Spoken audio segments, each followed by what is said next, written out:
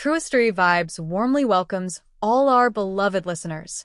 We're so glad to see you again in our familiar time slot. Today, TrueStory Vibes brings you a brand new story, one that we hope will touch your heart and stay with you. As you listen, feel free to leave a comment sharing the quote or moment that left the deepest impression on you. Wishing you a wonderful and meaningful listening experience. Arden Blackwood's first memory of Silvershade Manor came not from photographs or whispered warnings, but from a single, bloodless scream echoed through her dreams. She was 23 years old when she first saw its iron gates, twisted into thorn-like spikes, half buried in ivy and moss. From that moment on, the sprawling estate at the crest of Crestfall Hill became more than the setting for hushed rumors in her Appalachian hometown. It became the shadow that followed her waking life. Born and raised in the narrow valleys of West Virginia, Arden's childhood was a study in scarcity and perseverance. Her mother, Maribel, succumbed to pneumonia when Arden was only 5. Her father, Caleb, a gentle man with a mind dulled by rheumatic fever, struggled to keep steady work. Arden learned early that kindness cost far more than cruelty. At age 15, she traded her final year of high school diploma for a season's harvest of tobacco leaves and fruit in neighboring counties, scrubbing hulls and hauling crates so her father could afford the heart surgery he so desperately needed. When Caleb Blackwood's operation left him weakened but alive, Arden thought her sacrifices had found a quiet endpoint, until Magnolia Crestfall's invitation arrived by courier. Magnolia, matriarch of Crestfall Industries and owner of Silvershade Manor, had once been a stranger to Arden, another private titan whose name inspired both awe and dread. Now, her proposition was simple and brutal. Arden would take the place of Magnolia's missing daughter, marry Magnolia's reclusive son Elias, and live under the manor's shadow forever. In exchange, Magnolia would underwrite Caleb's full medical care, relieving Arden of debt and guilt, but at the cost of her own freedom. On the day Arden climbed the winding oil-slicked road to Crestfall Hill, storm clouds roiled overhead. As though the sky itself recognized the gravity of her decision, she steeled herself behind a cracked windshield, tracing the gnarled branches of sentinel pines that lined the drive, their needles whispering ancient warnings. By the time she reached the iron gates, half ajar, rusted, ominous, the wind had picked up, rattling the blades of grass in the moorland below.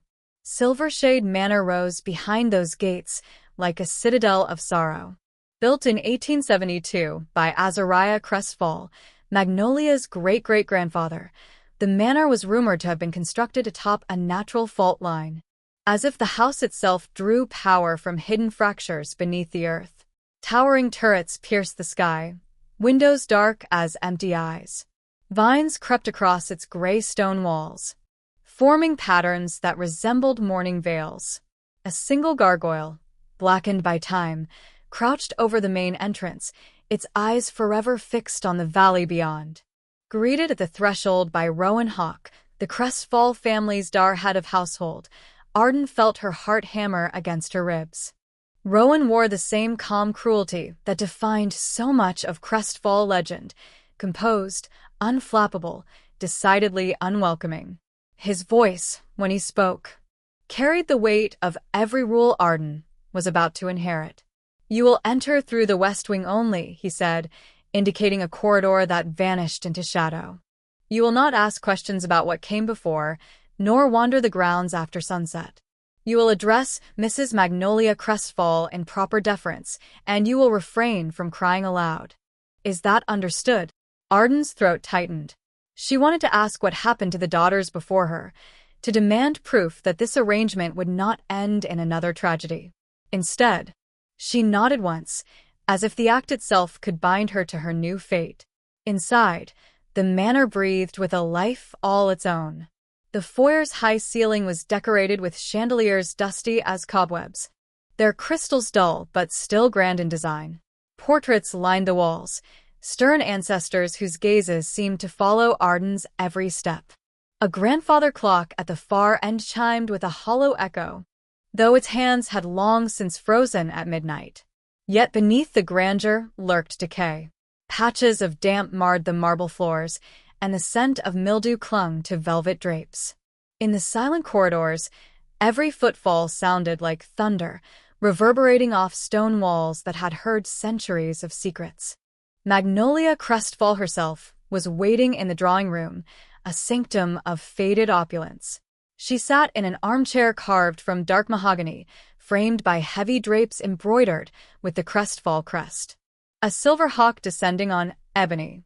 Magnolia's hair was an ashen swirl, her face pale but unlined, her eyes two polished discs of gray. She regarded Arden with nothing less than cold appraisal. "Welcome to your new home," Magnolia said, her voice as soft as a silk ribbon, yet carrying an unmistakable edge. "I trust you understand what you've agreed to." Arden swallowed, fighting the urge to quake. "Yes, ma'am." "Adequate," Magnolia replied. "The manor demands its due of every family member. It is neither forgiving nor forgetful.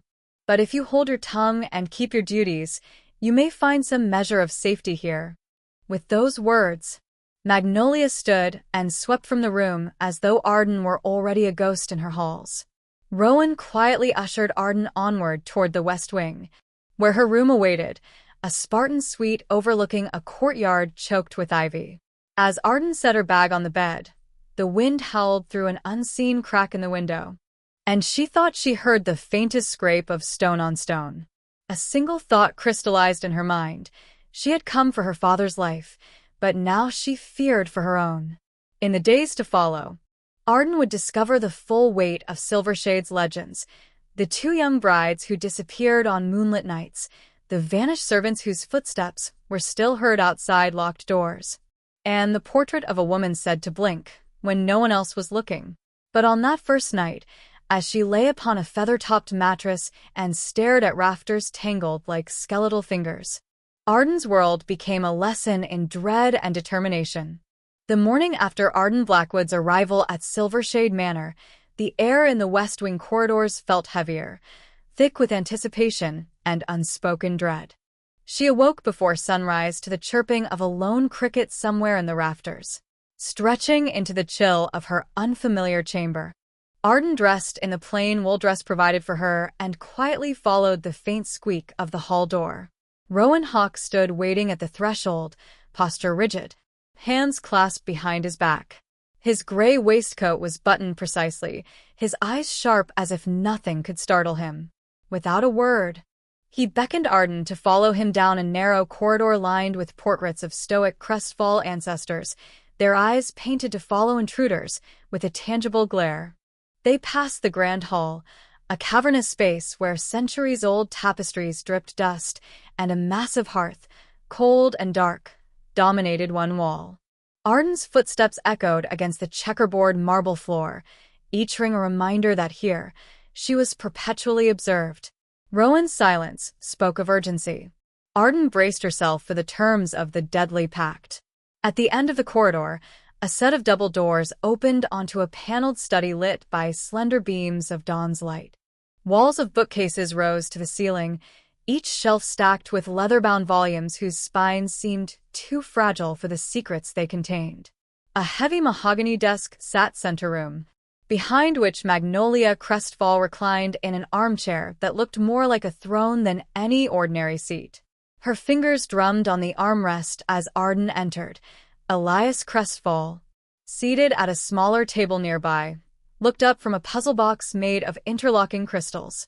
"Good morning, Arden," Magnolia intoned, her voice smooth as obsidian. "I trust you slept well enough." Arden forced a calm nod. "Thank you, ma'am."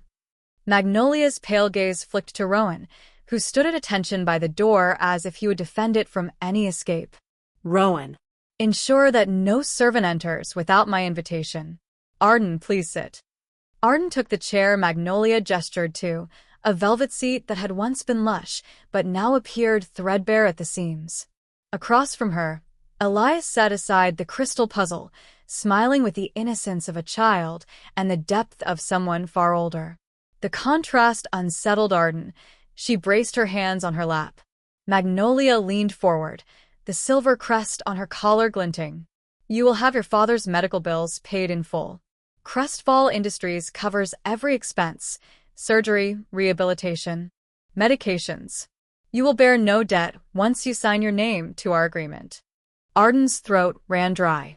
She recalled the courier's letter, a single paragraph on thick cream parchment, offering her this bargain. Now, across this desk, that letter felt more like a contract forged in ink and blood. "I understand," she whispered, though the echo sounded hollow. Magnolia's lips curved into a smile that lacked warmth. "You'll marry my son, Elias, and become Arden Crestfall. You will live here under Magnolia Crestfall's protection, but also Magnolia Crestfall's dominion. You will reside exclusively in the West Wing. You may not set foot in the East Wing or roam the grounds after dusk. Should you disobey, the contract dissolves and you forfeit every privilege, including your father's care." Arden's pulse thundered. "If I refuse?" she asked, the words more betrayal than question. Magnolia paused, each moment stretching like spilled honey. "Refuse," she said softly, "and your father will owe every cent to other creditors. His surgery remains unpaid.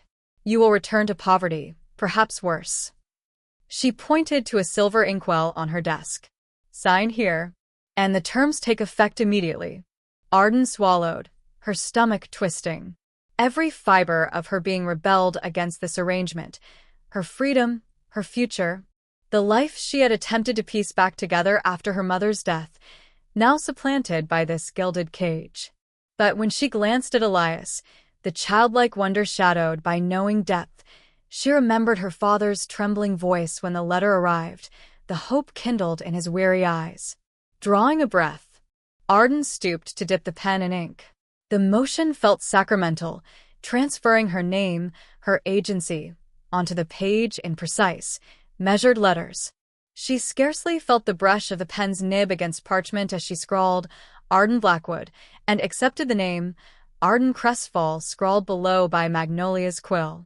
When she lifted the pen, Magnolia nodded once. "Very good. From this moment on, you are family. The manor's lights will follow your steps. The creaking floorboards will carry rumors to my ears. Your tears, should you dare shed them, will register as failures on your part." Calmly, Arden folded her hands. "I will abide by the terms." "Excellent."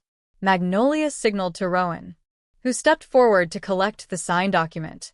"Rowan will escort you to your chamber and explain the daily schedule.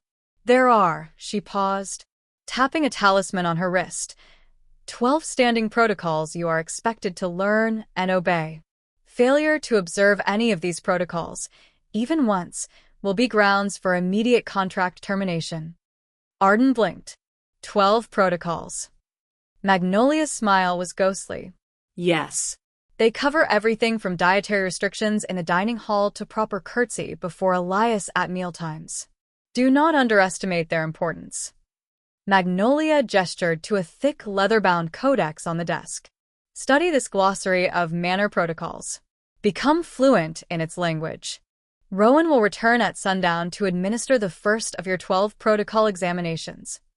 Elias rose and crossed to Arden's side, placing a gentle hand on her shoulder. His tone held no mockery. "Don't worry, Arden. I'll help you learn them."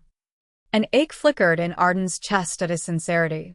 She realized Elias was as much a prisoner of this house as she was. He was bound by blood to this legacy of secrets, trapped behind walls that whispered of betrayal and madness. Rowan, moving like a shadow, produced a lantern and led Arden from the study. As they walked back down the corridor, she clasped the protocol codex to her chest. The weight of it seemed to pulse in time with her heartbeat. In her chamber, Arden found a small wooden desk placed beneath a shuttered window. On it lay a folded stack of parchment, the 12 protocols of Silver Shade Manor, each page numbered and embossed with the Crestfall hawk. She settled into an armchair by the desk, lit the lantern Rowan left behind, and opened the codex. The first protocol read, "Never address the manor's spirits aloud. Hold all communication with Magnolia Crestfall to formal salutations only. Do not wander the grounds west of the fountain after 6 p.m. Report any unusual noises during the night watch to Rowan immediately. Bow or curtsy in the hallway to anyone bearing a crestfall crest. Consume only the meals provided in the West Wing dining hall, no outside provisions allowed. Attend daily light rituals in the chapel at sunrise. Never cross the threshold of the East Wing under any circumstances.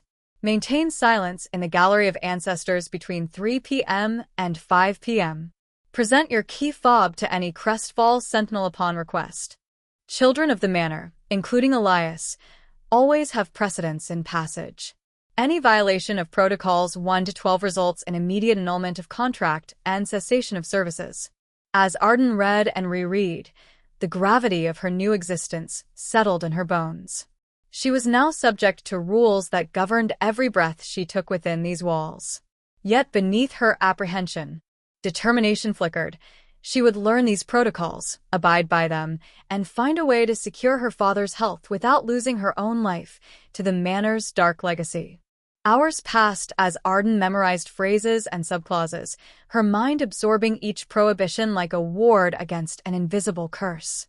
A cold draft ghosted through the window crack, and the lantern flame quivered, casting dancing shadows that resembled grasping hands. Arden pressed her palm to her chest, feeling the rapid flutter of her pulse. By the time the sun dipped below the distant peaks, turning the sky to bruised orange, she knew each protocol by heart. Rowan returned precisely on schedule, lantern aglow, clipboard in hand. "It's time," he said, voice calm. "Stand at attention." Arden rose, crossing to stand before him. The corridor was silent except for the breath of distant trees against stained glass windows. Her heart drummed as Rowan recited the protocols in random order, pausing after each to test her recall. Protocol 7. Attend the light ritual at sunrise in the chapel. "Of course," Arden replied, feeling each answer strengthen her resolve. Protocol 3. No wandering grounds west of the fountain after 6 p.m. "Understood," Arden repeated, unwavering. Protocol 10. Present your key fob to any crestfall sentinel upon request. "Affirmative." Protocol 1. Never address the manor's spirits aloud. Arden's voice held iron resolve. "I will not address the manor's spirits aloud." Rowan nodded once, and Arden felt a small victory bloom in her chest. The first examination was complete. "Very good," Rowan said. He tucked the protocol codex under his arm. "Proceed to the chapel at first light. Magnolia has requested your attendance." Arden watched him retreat into the mists of the corridor, lantern swinging, until he vanished from sight. Alone again, she let herself collapse into the armchair, clutching the codex to her heart like a talisman. The manor had claimed her name, but Arden Blackwood, soon to be Arden Crestfall, intended to reclaim her destiny on her own terms. Thus concluded the deadly pact. Arden Blackwood, impoverished daughter of Appalachia, was now bound by blood and ink to Silver Shade Manor, her every step watched, her every breath accounted for. In exchange, her father's life would be spared. The pact was sealed, the rules were set, and the true test of Arden's will was only beginning. The hours between dusk and midnight at Silver Shade Manor stretched like tethered silk, beautiful, but ever threatening to snap. Arden's first full evening under her new contract revealed that the manor's breath was neither still nor comforting. As she navigated the dimly lit West Wing, lantern in hand, every flicker of flame cast shifting shadows that seemed to slither around corners, vanishing when observed too directly. By the time she reached the threshold of the old chapel for her first light ritual at sunrise, a chill had already pooled behind her sternum. The chapel doors, carved with archaic runes and coated in flaking ebony paint, creaked open as if by their own volition. Within, the pews were aligned like silent sentinels, and the single stained-glass window high above portrayed a hawk descending on a field of silver, a Crestfall family emblem that now loomed over Arden's solemn initiation. But it was the hush that weighed heaviest. No draughts stirred the ceremonial candles, yet their flames danced with feverish intensity, throwing prismatic shards of color across the stone walls. For a fleeting moment, Arden caught the reflection of a pale figure in the glass, her own silhouette, yet elongated unnaturally. She blinked, and the image snapped back into proper form. After reciting the scripted invocation, words that felt foreign on her tongue, Arden exited the chapel, the echo of her footsteps swallowed almost instantly by the manor's vast corridors. Breakers of silence announced themselves with sighs of wind scraping across the roof tiles, as if a ghostly hand traced each ridge. At precisely 7 p.m. that evening, the hour singled out in the protocols, Arden dared to step into the garden courtyard beyond the west wing doors. The sky had turned the color of bruised plums, and the statues lining the marble path, each carved in the likeness of long-dead Crestfall women, appeared to tilt their heads, watching her with hollow, granite eyes. Arden shivered despite her wool dress. The quick snap of twigs underfoot did not belong to any living thing she could see. That night, over dinner in the West Wing dining hall, Arden listened to the hollow drip of water from a fountain she could not glimpse in the shared darkness. At the far end of the table, Elias toyed with his crystal puzzle box, face serene as lanterns sputtered overhead. Magnolia Crestfall sat at the head, reclined in regal impassivity, her silver-gray eyes fixed on Arden, as if measuring her soul. "Do you hear it?" Elias asked softly, without looking up. Arden froze, spoon halfway to her lips. The soft thrum of conversation among silken drapes masked a subtle rhythm, 3 distinct thumps echoing down the hall. Rowan Hawk rose and padded silently from the room. "Do not answer," Magnolia commanded quietly. "It is a test."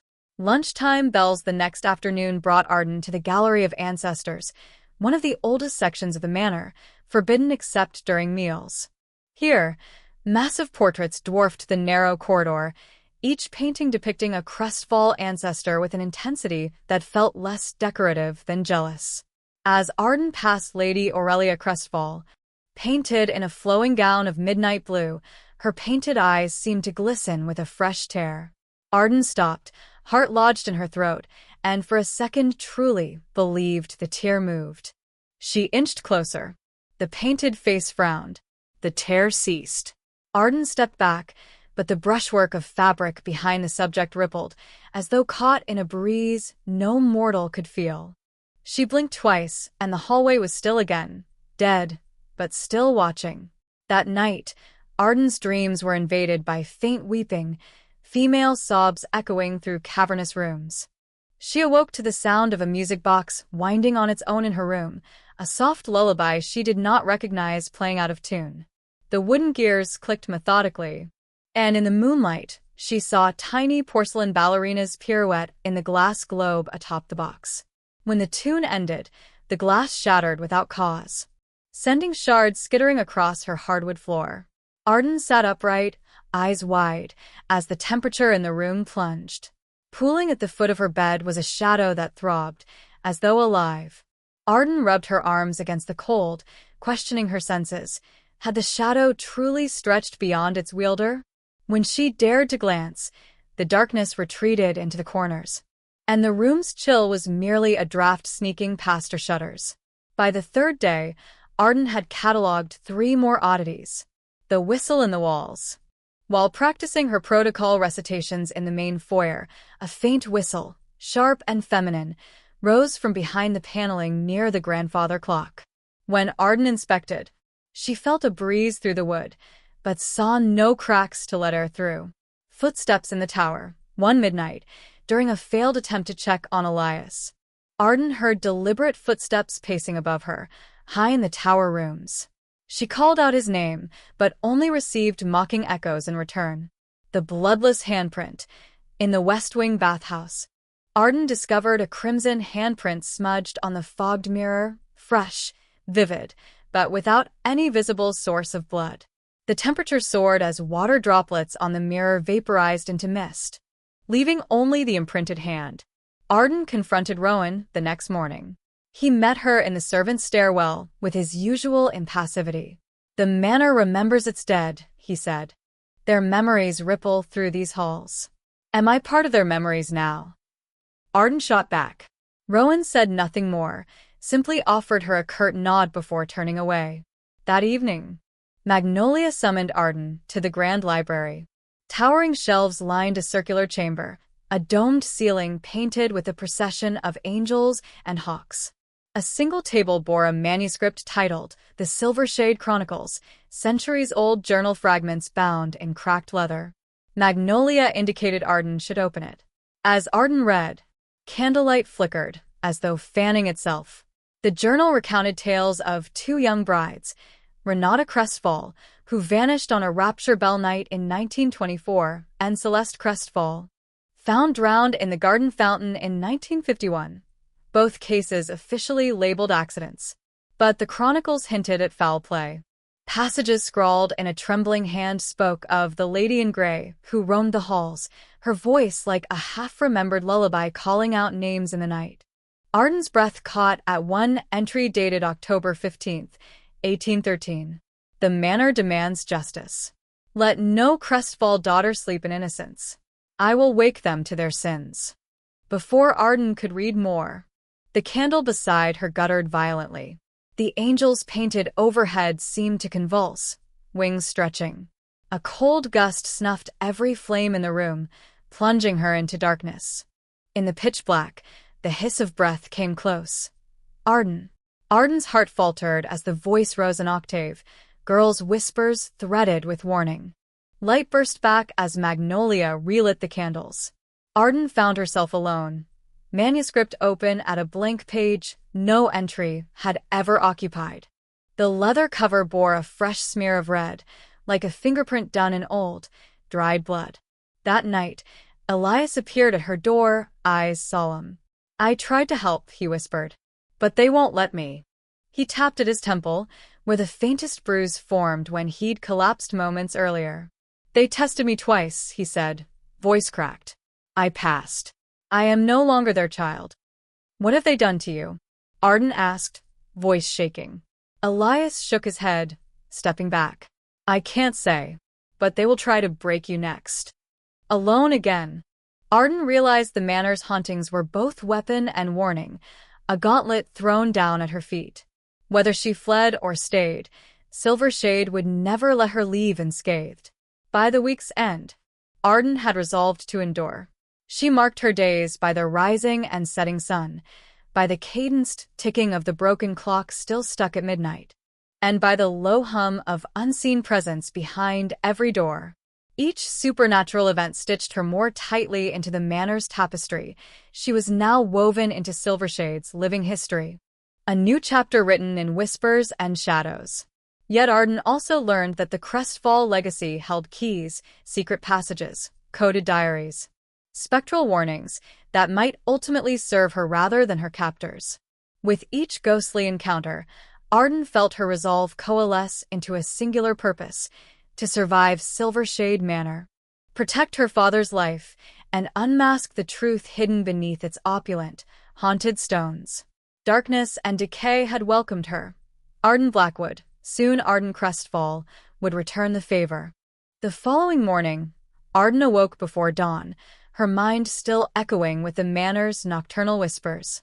She dressed in the simple gray gown provided for her, brushing her auburn hair into a loose knot before slipping quietly from her chamber. Ordered to report to the West Wing foyer at 8 sharp. She found Rowan Hawke awaiting her beneath a grand oil painting of an austere Crestfall patriarch. Follow me, Rowan intoned, leading Arden down a corridor she had begun to know too well. The flicker of sconces, the distant drip of mysterious water, the subtle sway of shadow where no candle shone. At the end of the hall, double doors opened onto a vast sitting room warmed by a single, crackling hearth. Plush armchairs rimmed a Persian rug whose deep blues and reds had long since faded at the edges. At the far side of this chamber sat a lone figure, a man whose repose seemed almost theatrical.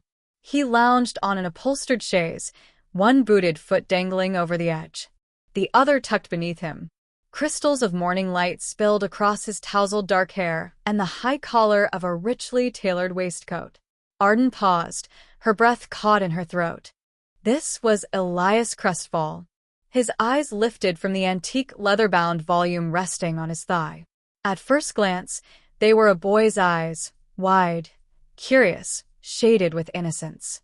But upon closer inspection, Arden detected a steely glint, as though an older soul lay lurking beneath youthful facades. "Miss Blackwood."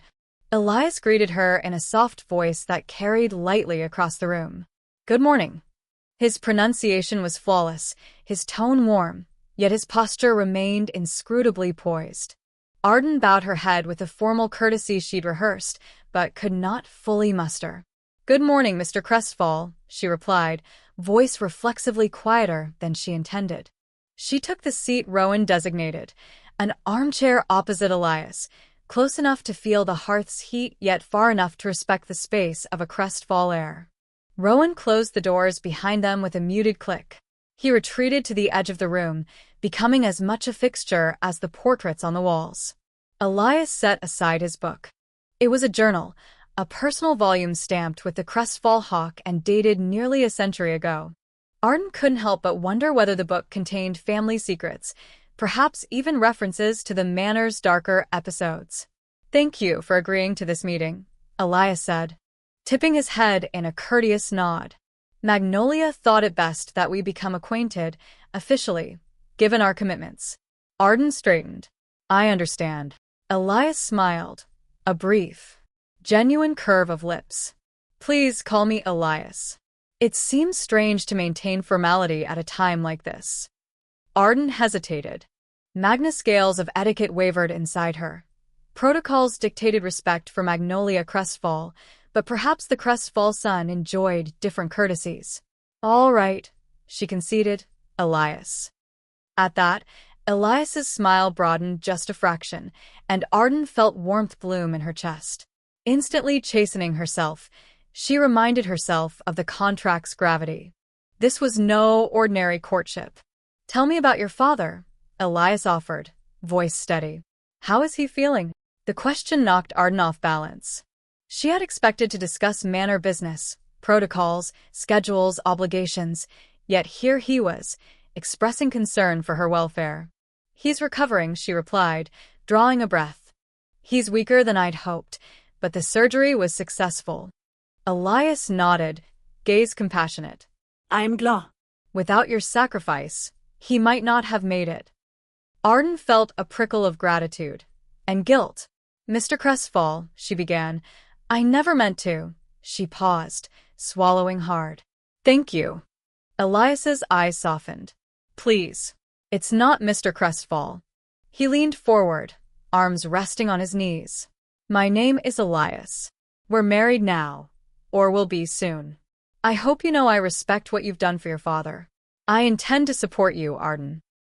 The genuine kindness in his tone surprised Arden, shifting something deep within her.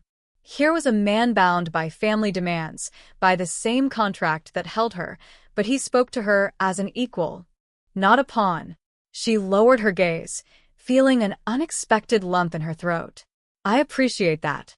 Moments passed in comfortable silence. Lantern light danced off gilded sconces, and the faint smell of wood smoke wreathed the room. Then Elias stood, crossing to the mantelpiece to retrieve a small, intricately carved wooden box. "I was saving this for Magnolia's next birthday," he explained, opening the box to reveal a delicate silver locket. "But I think it belongs to you." Arden's fingers trembled as he handed it to her.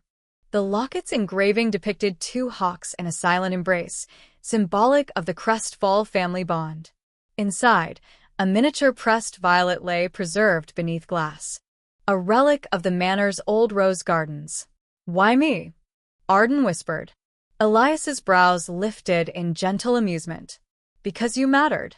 Because you're part of this family now. And because, while I'm mourning the freedom I traded to serve my mother, I wanted to give you something truly yours." Arden blinked back tears. "Thank you," she said again, her voice thick. Elias straightened, returning to his chaise. "We'll need to practice our formal introduction at the table. Magnolia insists on an elaborate curtsy or bow whenever my wife enters the dining hall." Arden forced a wry smile. "One bow, then?"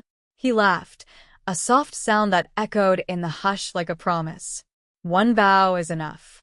If you bow more, She'll suspect you're mocking the traditions. Arden relaxed further, her shoulders less rigid. I'll remember. Elias blinked, the depth of his gaze momentarily unsettling. I mean it, he added. We'll navigate this world of protocols together. When you struggle, call me. I'll be there.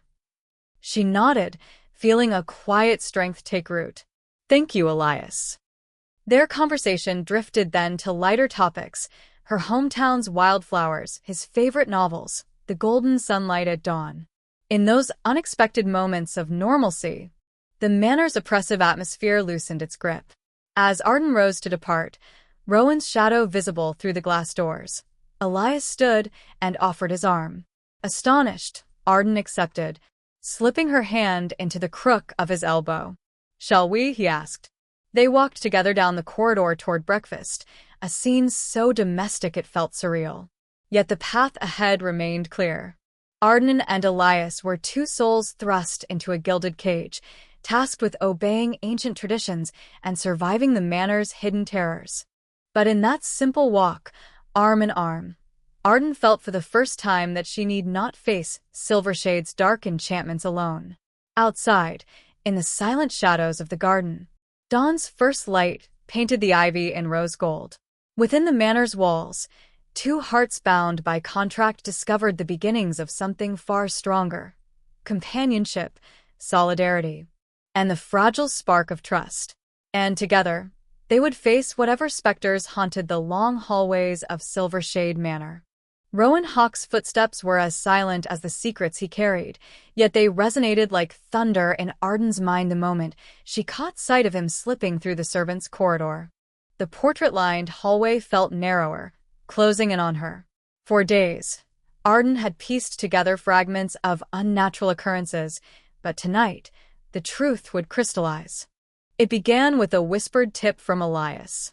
At dawn, he had slipped Arden a scrap of parchment, inked in the same flowing script as the Protocol Codex. Meet me in the Library of Whispers at midnight. There is much you must know. That night, Arden donned her dark cloak and crept from her chamber under cover of shadows. She navigated the labyrinthine west wing by memory, the flick of torch sconces, the hush of hidden drafts, the distant echoes of Magnolia's nightly vigil.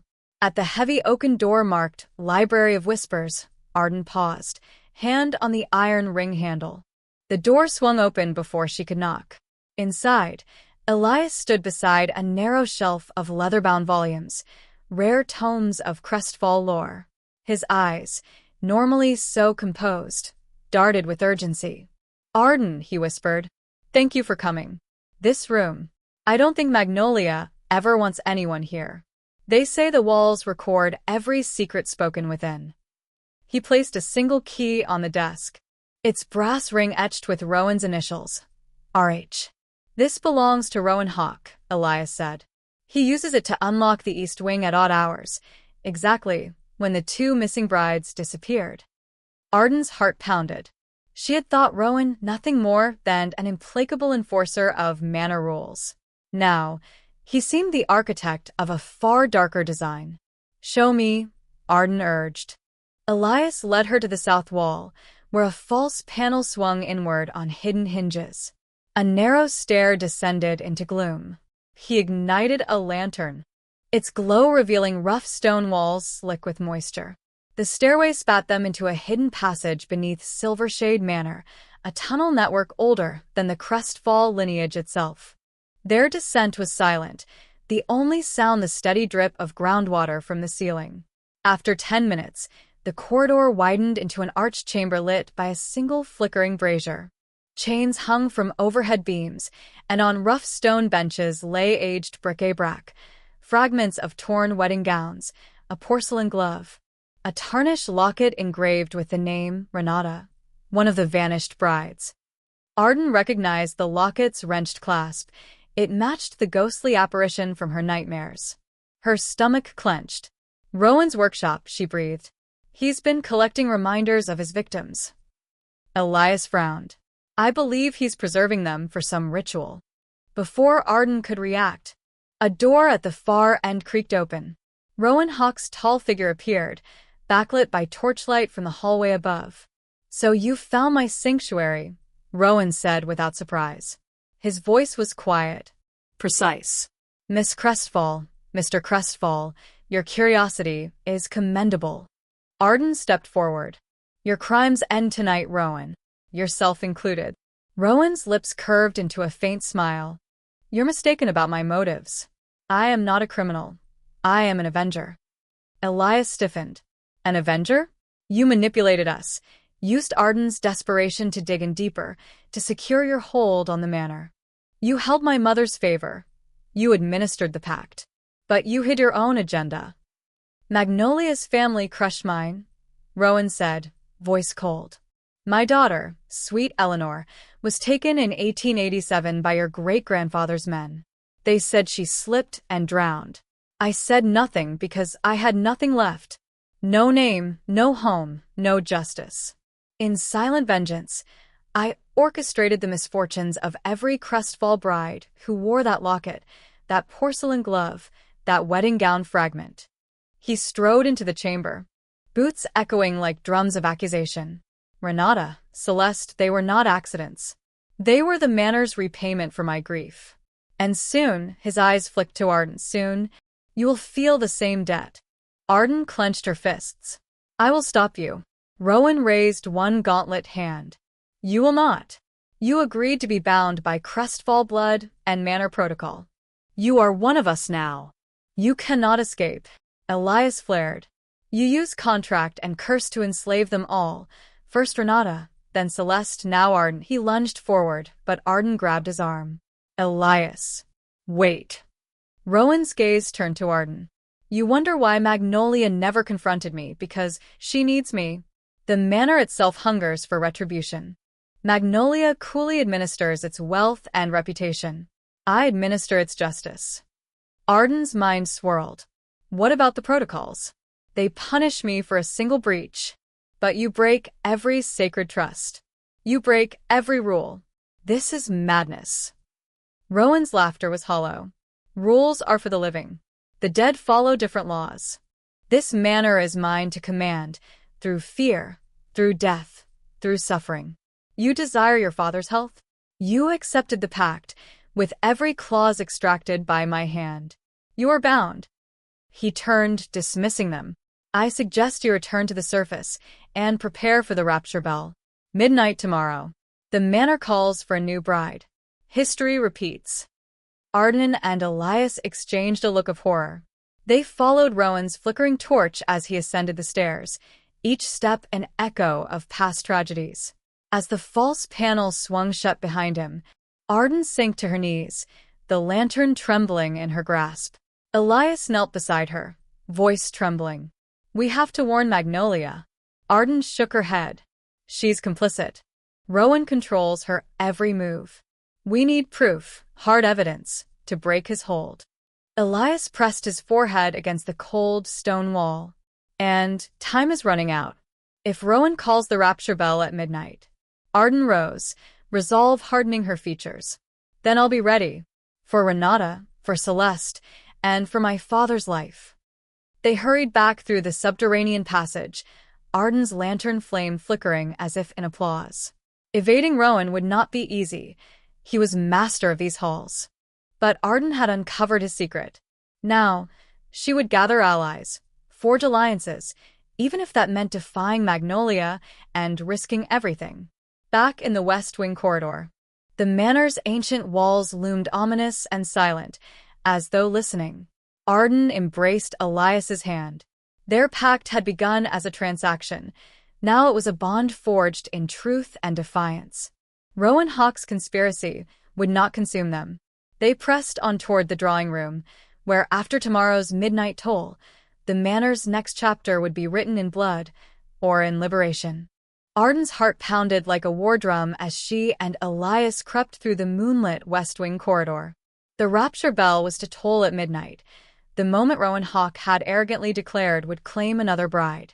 Arden clutched Elias's hand, her fingers white-knuckled, and together they ascended the narrow servant stairs, bound for the hidden workshop below. They emerged into the arched chamber where Arden had first discovered the locket of Renata. The brazier's flames still danced, casting grotesque shadows. If time had passed, sludge of soot coated the chains and discarded garments, evidence of Rowan's years of secret malice. Arden slipped a lantern from her cloak and held it aloft. Elias followed, lantern in hand. "We need to expose him," Arden whispered. To Magnolia, to every Crestfall household staff. "Prove beyond doubt that Rowan is behind every disappearance." Elias nodded, voice hushed. The ledger. Arden's breath caught. Months ago, she had glimpsed a leather-bound book chained to Rowan's desk in Magnolia's study, the fabled Ledger of Reckoning. Rumor claimed it contained Rowan's confessions and a record of every victim. If they could retrieve it and bring it to Magnolia, the pact could be broken. Silently, they followed the corridor to an iron-bound door. Elias produced Rowan's brass key, pilfered from the masked butler's dressing room, slid it into the lock, and twisted. The latch clicked. Inside lay a narrow office, dusty tomes stacked on shelves. And at the far end, a large desk carved with a Crestfall hawk. On the desktop, bound in cracked black leather, lay the Ledger of Reckoning, secured by iron clasps. Arden's pulse leapt. She crossed to it, careful not to disturb the scattered parchment. With trembling fingers, she unfastened the clasps. The first page was blank. The second held a list of brides' names accompanied by dates and rapture bell entries. Renata Crestfall, October 15th, 1924. Celeste Crestfall, September 6th, 1951. Now, Arden Blackwood, tonight. October 15th, 2023. Elias bent forward. He wrote them himself. Arden flipped pages.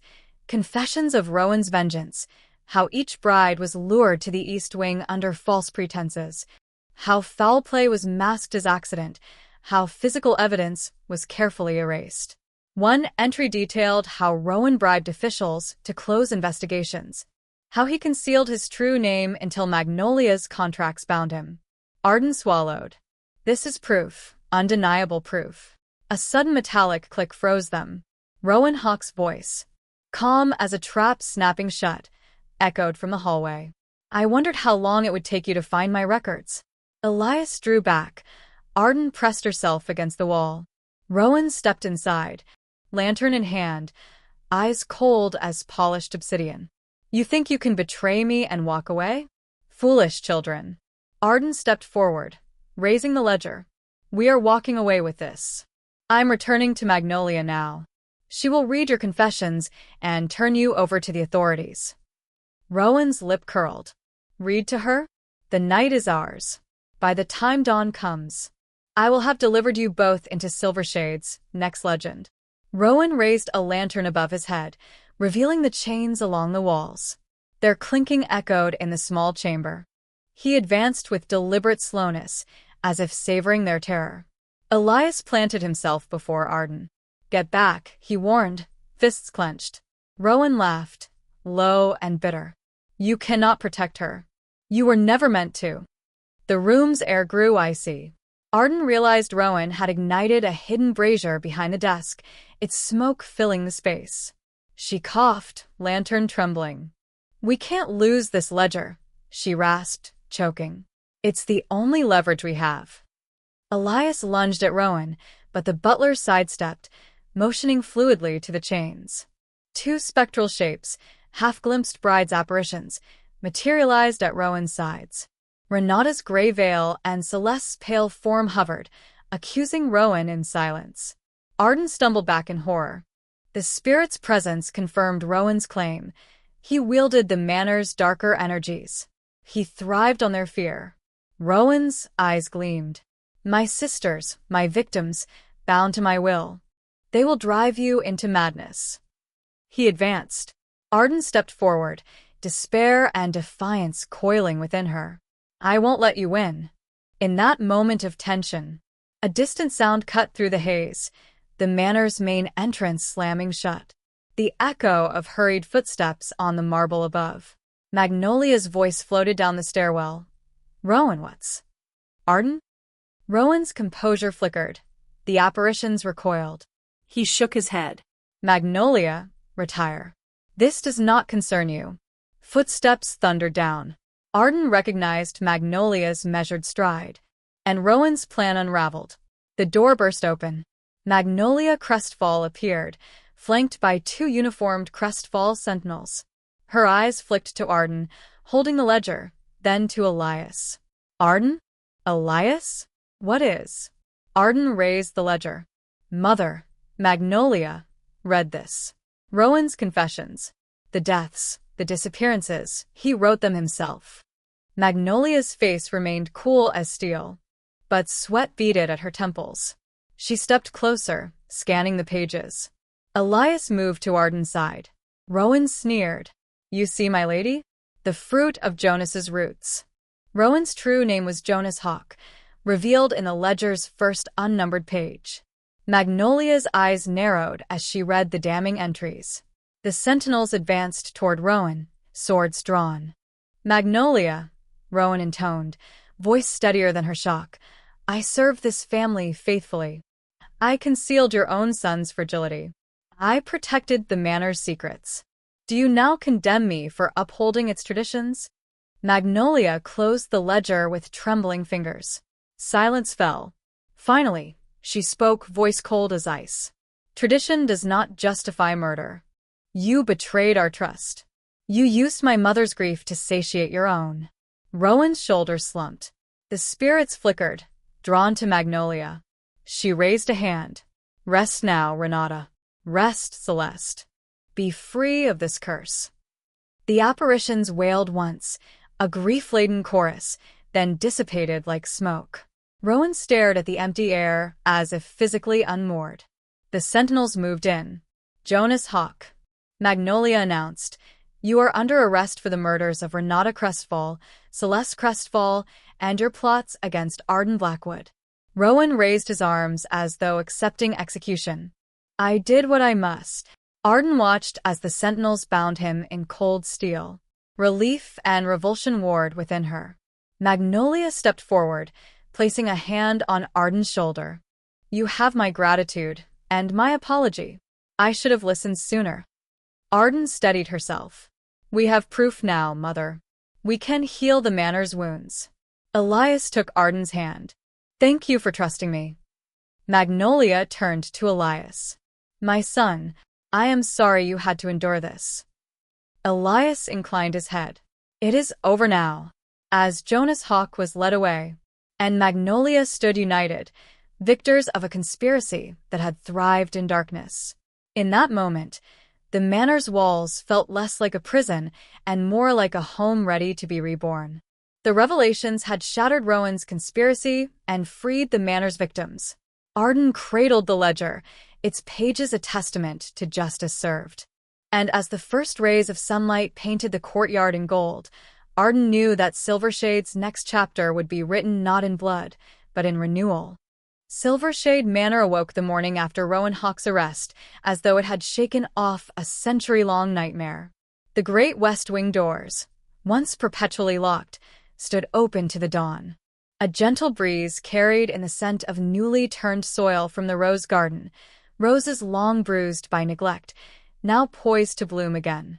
Arden Blackwood, no longer merely Arden Crestfall's betrothed but his true partner, stood on the curved marble balcony overlooking the courtyard. Elias Crestfall joined her, wrapping an arm around her shoulders. Together, they watched as Magnolia Crestfall descended the grand staircase with measured steps. Her usual regal reserve softened by the weight of last night's revelations.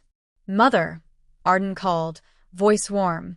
Magnolia paused halfway down, meeting Arden's eyes.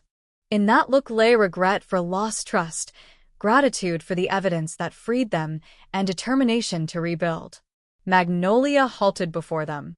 My dearest Arden Elias, she began, tone gentle. Last night I learned truths I should have sought long ago. Rowan, Jonas Hawk, twisted my authority to punish his own heartbreak. You suffered under my watch. For that, I am profoundly sorry. Arden stepped forward, placing a hand lightly on Magnolia's arm. You faced difficult choices, Mother. But when you heard the truth, you acted swiftly. Now we begin to heal. Magnolia nodded. eyes glistening. Healing will start with a memorial for Renata Crestfall and Celeste Crestfall. They deserve remembrance, not rumor. And, Arden, you will help me plan it. Elias swept a hand toward the courtyard below. A dawn service among the rose arches, where Rowan himself confessed. Let the manor's first light honor those we lost. A hush enveloped them as the three stood together, matriarch, heir, and bride, united in purpose. That evening, the Crestfall family, senior staff, and a handful of villagers invited long ago to the manor assembled in the newly cleared rose courtyard. Rows of wooden benches faced a simple stone monument inscribed, "For Renata and Celeste Crestfall. May your spirits find peace in eternity." Magnolia, draped in a cloak of deep emerald silk, stepped to the granite podium.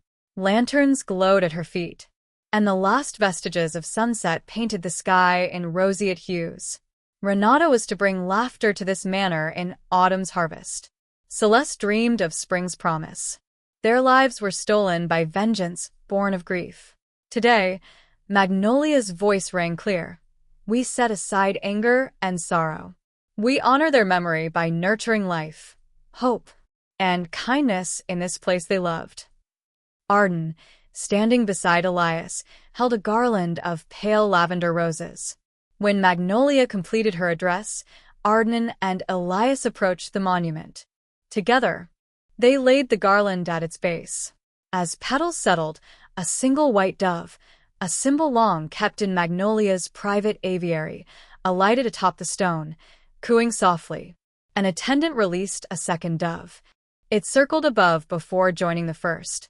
Guests whispered in awe. The manor itself offered its benediction. Elias spoke then, voice steady. To Renata and Celeste, may your spirits be free of pain. We pledge to mend what was broken, our family, our home, and our hearts. Applause broke, soft at first, then swelling. Magnolia and Arden exchanged a glance of shared relief. A healing ritual complete. Over the weeks that followed, Silvershade Manor transformed.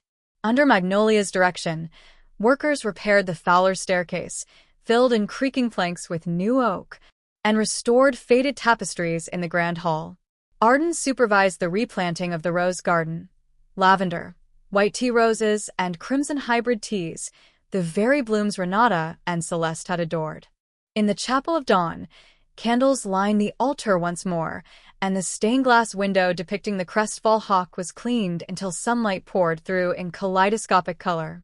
Every morning, Arden and Elias attended a brief service, unwritten prayers for memory, forgiveness, and future joy.